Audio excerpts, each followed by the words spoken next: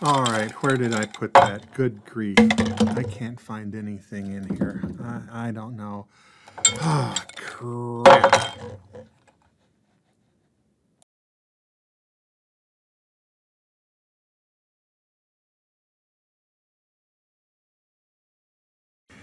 In this video, we're going to pick up where we left off in the last video. As you may recall, in the last video, we showed the full adder in terms of two half adders and an OR gate. In this video, we're going to pick up there and we're going to show how we can derive a half adder in terms of other logic gates and introduce you to those other logic gates along the way.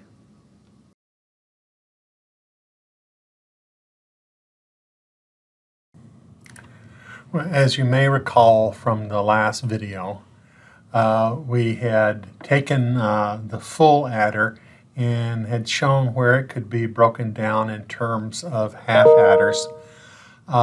Here, what we have is the truth table for the half adder. The idea, we have inputs being 2 bits called B1 and B2. And these have I've listed all the possibilities for zeros and ones underneath these. And when we put this through the half adder, we'll have S, which is the sum. This is the number that we put down at a given step. And then we'll have C out, which stands for carry out. This is the bit that we carry to the next step.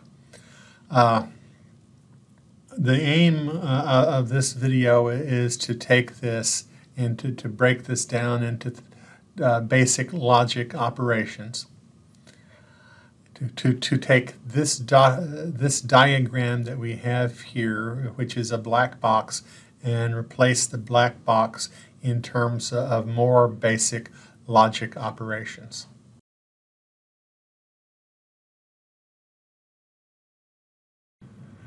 Okay, so on the top half of this slide, you'll see the truth table for the logical AND statement. Again, we have all of the possibilities for a bit B1 and a bit B2 in the first 2 columns.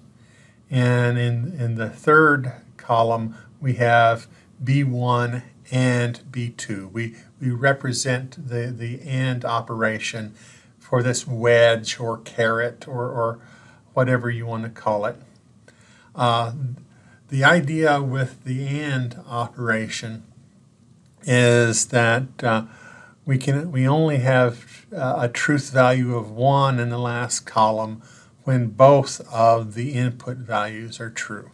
Okay, when both of the input values are 1, we get a 1. Otherwise, if either of the bits is 0, if either of the truth values is false, then we will have a 0/false in this last column. And so below that, we represent this in diagrams by the AND gate. The AND gate, this top prong would represent, say, the B1, and the bottom prong, or input, I should say, represents the B2. And this outer prong, this output, represents B1 and B2. And so if you think in terms of electricity, if you have a current or voltage going in at both of these, then you will have the voltage or current proceeding out here. If you have even one of these that does not have a voltage or a current applied, then you will not have a voltage or a current coming out of the output.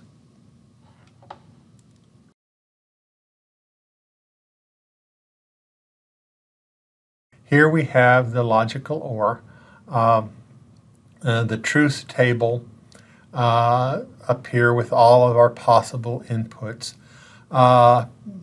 The final column is B1 or B2. The idea is that B1 or B2 will be true if either of the values B1 or B2 is true. And so the only value where it's false are where both of the B1 and the B2 are false. So in terms of the OR gate, it's diagrammatic representative. If we have a current or a voltage applied to either of the inputs, then we will have a current or voltage coming out of the output.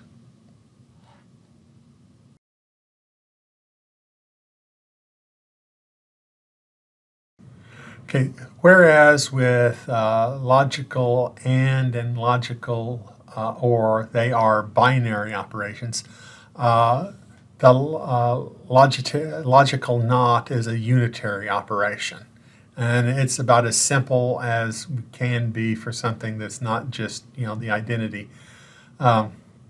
You put in one bit, and the truth value of not that bit is the opposite value. So put in a 0, B equals 0, not B is 1. Put in a 1 for B, not 1 is 0. So you just take the opposite.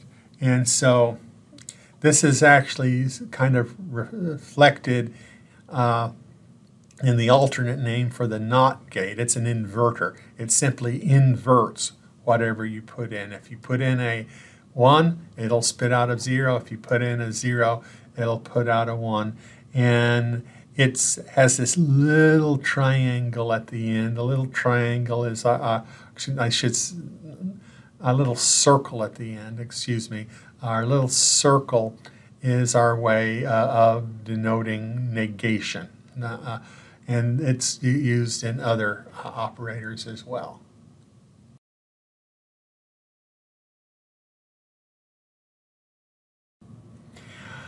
Okay, with the Nand Gate, it's a new thing. Even those of you who have studied mathematical logic before may not have seen the Nand Gate or the Nand operation as such. So I start out, the first 3 columns of the table just are exactly the truth table for AND. Okay. So when the 4th column, I negate the previous column. I have B1 and B2 here. This is not quantity B1 and B2. So notice where there was a 0 in B1 and B2, there's a 1 over here. And where there's a 1 in B1, B2, there's a 0 over here. This is called NAND, which is not AND. It's the shorthand name. It becomes, I think, conceptually better to think about this as one operator. And so we're using the up arrow as the operator for NAND. And so B1 NAND B2 is given in this column. So NAND spits out a 1 for everything except when we have 1 as both operators. Okay, and the NAND gate looks very similar to the AND gate, except we have that little circle at the end here. And so if we apply a voltage or a current to either of these, there will be a voltage or a current coming out of the output. And the only time, well, actually I said that wrong. If we fail to apply current to either of these, there will be current coming out of the end. And the only way to stop current from coming out of the end is to put current to both of these.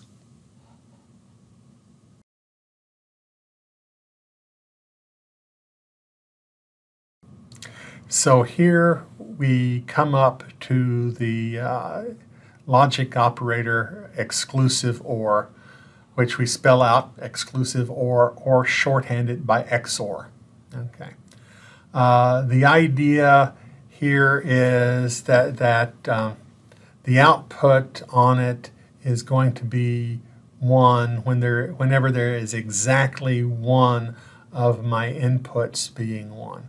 So this can be built up by formulas like this. You take B1 or B2, B1 and B2, and then you negate the B1 and B2, this is exactly NAND. And you take the AND of this column, and take the column 3 here, B1 or B2, and you AND it with the negation of B1 and B2. Okay, so you get 0, 1, 0, 0. We denote this operation, which you can see this is the most complicated operation we've done so far in terms of building it up from previous logical operations, but we denote it with a circle plus. Okay.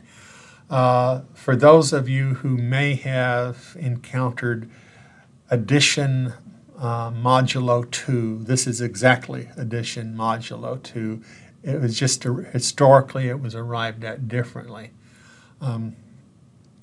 The symbol we use, the XOR gate, is similar to the OR gate, but it has this bar behind it. And the idea, if you have a current going in at exactly one of these inputs, then you'll have current coming out of the output. But if they both have current, or if neither has current, then there won't be any current coming out. Okay, so that's the XOR gate.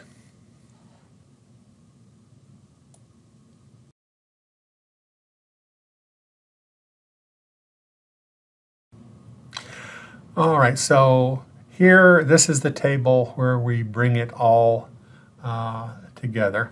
Okay, we have our bits B1 and B2. I have my B1 XOR B2. I have my B1 and B2. And I notice over here from my column from my half adder, my S column matches exactly with my B1 XOR B2. And my carry out column matches exactly with B1 and B2. So I can take this and I can use this to draw out what my half adder is in greater detail. Okay, I've got my B1 and B2. I'll have a point on each of these where I split the current. I'll say to my AND, okay, send my B1 up to one of those, my B2 up to the other, and that'll be my carry out when I do it. When I take my B1 down to my XOR and my B2 to my XOR, I combine them there. They will then go to my sum, the number I put down. And so this is logically how I can construct the half adder. In my next video, what I'll do is show you how we can construct my AND gate and my XOR gate electronically down at the transistor level.